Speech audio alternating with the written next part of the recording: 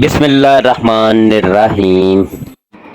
उम्मुल मोमिनीन हज़रत सईदा आयशा सदीक़ा रज़ी अल्लाह ताला अन्हा से रवायत है कि हुज़ूर नबी करीम सल्लल्लाहु अलैहि वसल्लम ने फरमाया, अल्लाह ताला फरमाता है, अगर मेरा बंदा ये अमल करे तो मेरे बंदे का मेरे तुम्हें करम पर अहद है कि इसे अज़ाब ना दूँ और बेहिसाब जन्नत में दाखिल कर दूँ।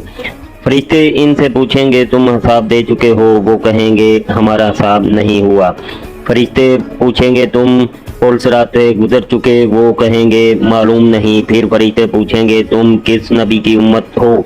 वो कहेंगे, हम हज़रत मोहम्मद सल्लल्लाहु अलैहि वसल्लम की उम्मत से हैं। फरिश्ते मुस्कुरा कर पूछेंगे, सच बताओ, दुनिया में काम क्या करते थे? वो लोग कहेंगे, हम ये अमल करते थे। बिस्मिल्लाहिर्रहमानिर्रहीम। अस्सलामु अलैकुम वरहमतुल्लाह। मोहतरम नादरीन, मिस्र का बादशाह जालिम था, खूबसूरत औरतों की इज्जतें लूटता इसका मशगला था। जो औरत इसे पसंद आ जाती, इसके शोहर को कत्ल करवा कर इस औरत पर कब्जा कर लेता। जब ये मुख्तर सा काफिला मिस्र पहुंचा तो मुखबरों ने बताया कि मुल्क में एक हसीना खतून आई है। बादशाह ने गिरफ्तारी का हुक्म दे दिया। सैयदना इब्राहीम अलैहिस्सलाम इस आलम के इस ज़ाब्ता से वाक़िफ़ थे। आपने हज़रत सारा से फरमाया कि किसी से ये ना कहना कि इब्राहीम मेरे शौहर हैं, बल्कि कहना कि मेरे भाई हैं। अल्लाह ताला तुम्हें इसके जुल्म से महफूज रखेगा।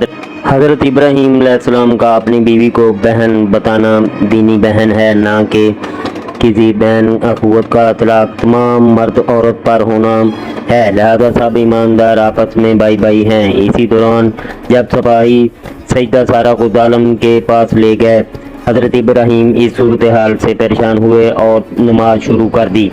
जालिम ने चाहा कि हज़रत सारा की बेअदबी करे। हज़रत सारा ने फरमाया, कुछ वक़्त दे के गुस्ल करके कुछ इबादत कर लूँ। इजाज़त मिल जाने पर आपने नमाज शुरू कर दी। देर हो जाने पर जालिम आगे बढ़ा कि बहालत नमाज ज़्यादती करे। इस बुरा इरादा करने के साथ ही जालिम के दोनों हाथ शल हो गए। बेहोश होकर गिर पड़ा, सांस फूल गई, मुंह से जाग बहने लगी। हज़रत सारा ने दुआ की, ऐ अल्लाह, अगर ये मर गया तो मुझ पर कत्ल का इल्ज़ाम आयद कर दिया जाएगा। बस ये अर्ज करना था कि इसे होश आ गई। फिर वही बुरा इरादा किया, फिर वही कुछ हुआ, फिर इरादा किया, फिर वही कुछ। फिर कहने लगा, ये इंसान नहीं कोई जिन है। जालिम ने इनकी खिदमत के लिए हज़रत हाजरा को साथ दिया। चनाचे हज़रत सारा हज़रत हाजरा को लेकर सैयदना इब्राहीम के पास आ गई। आप इस वक्त नमाज में ही मसरूफ़ थे। हज़रत सारा से पूछा, खैर है? आपने अर्ज़ की, खैर है। अल्लाह ताला ने ज़ालिम से महफूज रखा और ज़ालिम को जलील किया और मुझे खात्मा दी जिसका नाम हाजरा है। सैयदना इब्राहीम बहुत खुश हुए और चारों मुसाफिर सैयदना इब्राहीम, सैयदना लूत, हज़रत हाजरा, हज़रत सारा वहाँ से फ़लस्तीन आ गए। अहले फ़लस्तीन ने इनका खैर मुकद्दम किया। इनके कदम से इनके कारोबार में कुदरत ने बरकत दी। सैयदना खलील अलैहिस्सलाम ने वहाँ मुसाफिर खाने बनवाए, लंगर जारी किए। सैयदना लूत अलैहिस्सलाम को तबलीग के दीन के लिए रूम रवाना फरमाया। एक दिन हज़रत सारा ने अर्ज़ की कि अल्लाह ताला ने हमें बेशुमार अनामात से नवाजा है, मगर औलाद से महरूम हैं। आप हज़रत हाजरा से निकाह कर लें। क्या बैदुल्लाह ताला इनके बतन से बचा अता फरमा दें। आपने निकाह फरमा लिया। अल्लाह ताला का फजल हुआ। सईदा हाजरा से हज़रत इस्माइल अलैहिस्सलाम पैदा हुए। हज़रत सारा रज़ियल्लाहु अन्हा हज़रत इस्माइल से बेपनाह मोहब्बत फरमाती। हज़रत हाजरा सिर्फ दूध पिलाती। सैयदना खलील अलैहिस्सलाम एहतियात फरमाते थे कहीं सारा हाजरा के यहाँ बच्चे का होना महसूस न कर ले।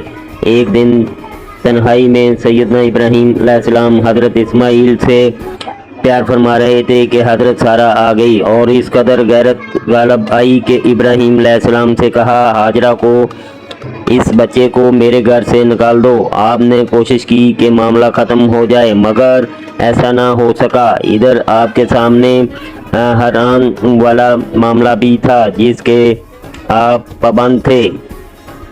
इतने में खलील अलैहिस्सलाम पर वही नाज़िल हो गई कि सारा की बात मानो, इसमें राज है। बड़ों की लड़ाई में भी राज होता है। हज़रत अब्दुल्ला रज़ियल्लाहु अन्हु कुरैश में ایک درخشندہ نور تھے۔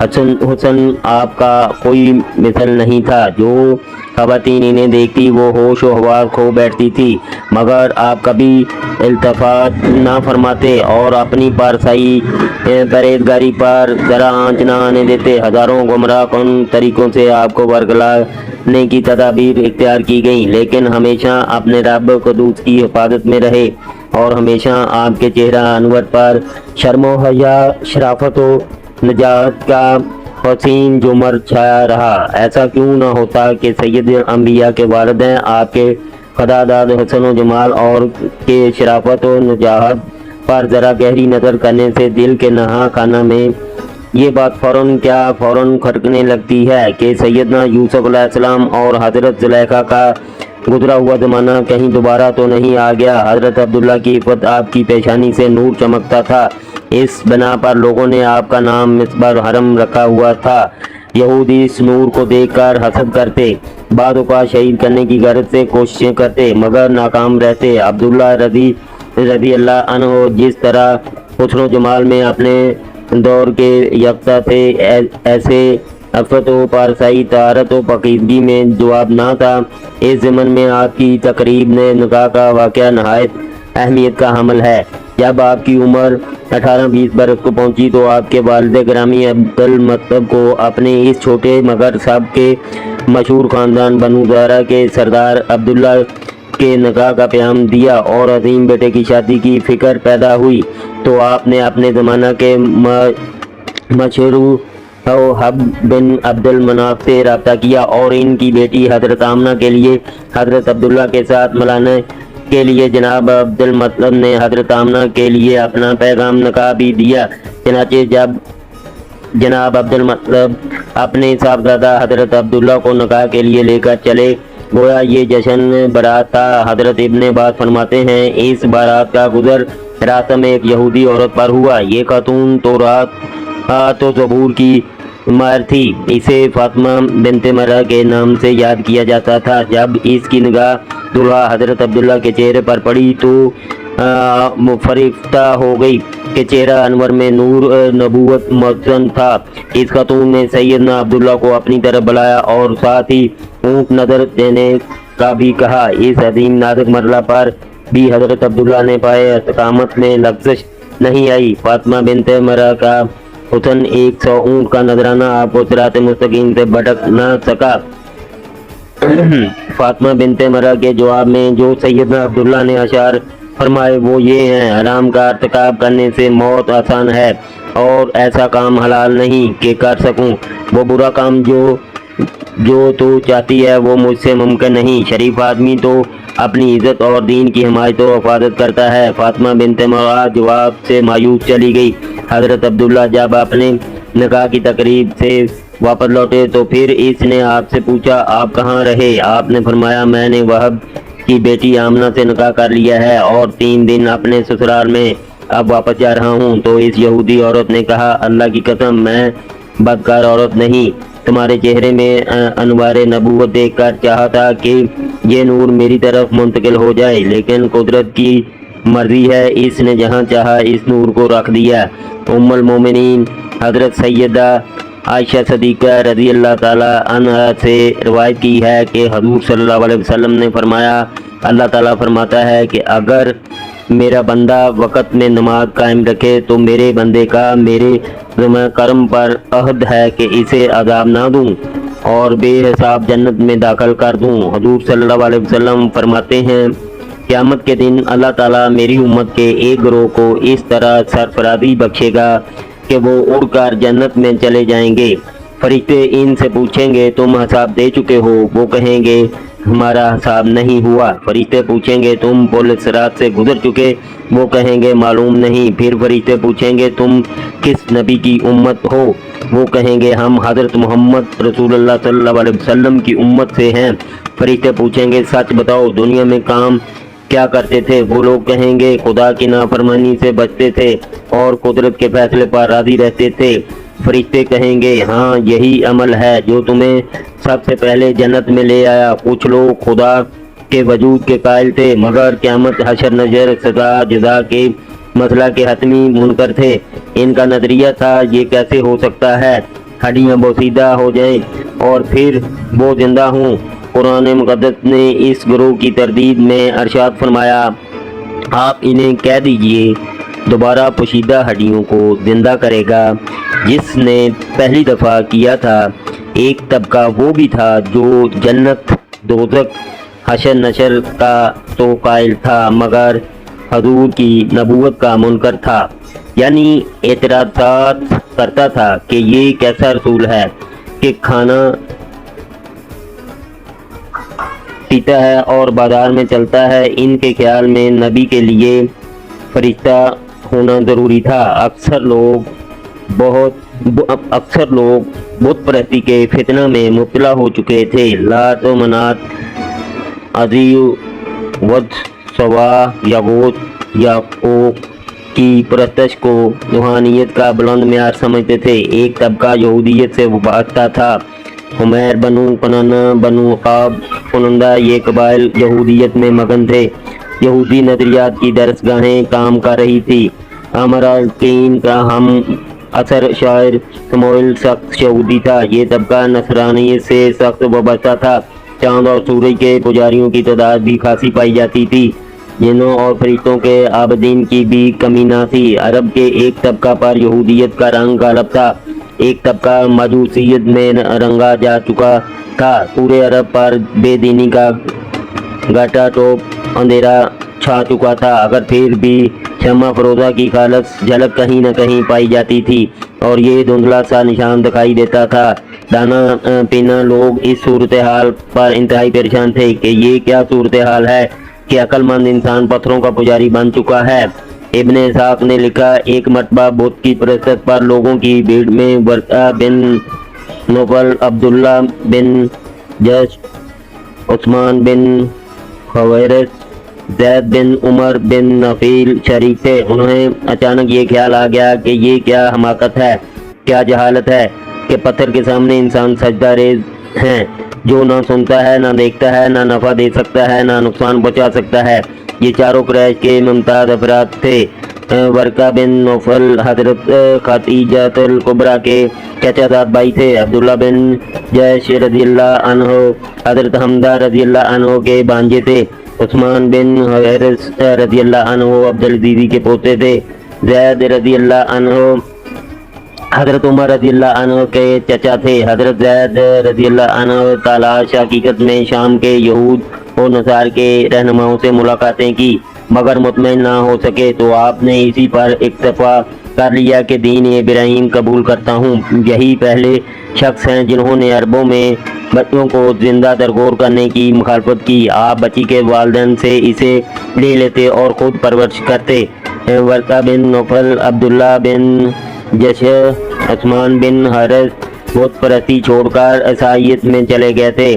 عامر کی ان سے ملاقات ہوئی اور انہوں نے مجھے کہا، میں نے قوم کا باطل عقیدہ ترک کر دیا ہے اور دین ابراہیمی اختیار کر لیا ہے۔ وقدی نے یہ بھی روایت کی ہے کہ زید بن عمر نے عامر سے کہا، اگر تو اسی نبی کا زمانہ پالے تو ان کی بارگاہ میں میرا سلام پہنچا دینا۔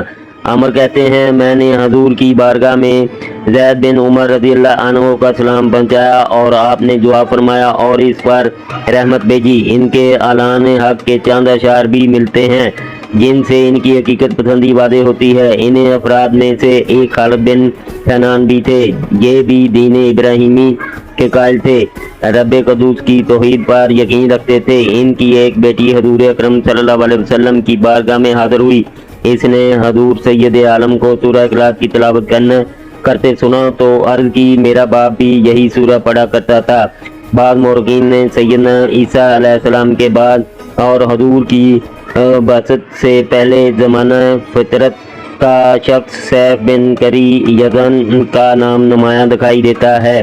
یہ یمنی تھا، اس کے ملک پر حبشیوں نے قبضہ کر لیا تھا، کسرا کی مدد سے ملک آزاد کرا لیا۔ اس عظیم العزاز ملنے پر اقوام کی طرف مبارکبادیوں کے وفد آنے شروع ہوئے۔ مکہ مکرمہ سے جانے والے وفد میں حضرت عبد المطلب بھی شامل تھے۔ آپ نے اس کے بارے میں شاندار وضاحت و بلاغت سے گزارشات کی۔ کہ وہ شدید متاثر ہو کر تعارف چاہتا ہے۔ آپ نے فرمایا ہاشم کا بیٹا عبد المطلب ہوں۔ اس پر اس نے شاہی مہمان ٹھہرانے کا حکم دیا اور ایک دن تنہائی میں بلا کر عبد المطلب میں تمہیں ایک راز بتانا چاہتا ہوں کہ تم اس کے اہل ہو۔ حضرت عبد المطلب نے فرمایا کہ اللہ آپ کو سلامت رکھے، بتائیں۔ اس نے کہا جب تہامہ میں ایسا بچہ پیدا ہو جس کے کندھوں کے درمیان نشان ہو، اس کی وجہ سے تمہیں قیامت تک عزت نصیب رہے گی۔ اور پھر سیف نے کہا عبد المطلب اس نبی کے ظہور کا وقت قریب بھی ہے، ممکن ہے پیدا ہو بھی چکا ہو۔ اس کا نام احمد ہے۔ ان کے والد اور والدہ فوت ہو جائیں گے، دادا اور چچا کفالت کریں گے، اس کی وجہ سے بت توڑ دیے جائیں گے، خدا کی عبادت ہوگی، شیطان رسوا ہوگا۔ بادشاہ سیف بن یزن نے جناب عبد المطلب سے مزید کہا عبد المطلب تم اس کے دادا ہوگے۔ عبد المطلب نے حجز پیش کیا اور ان نشانات کی تصدیق کی۔ ابن یزن نے جناب عبد المطلب سے کہا اس راز کو مزید افشا نہ کریں، مبادا دوسروں کے دلوں میں دشمنی اور حسد کے جذبات بڑھ اٹھیں اور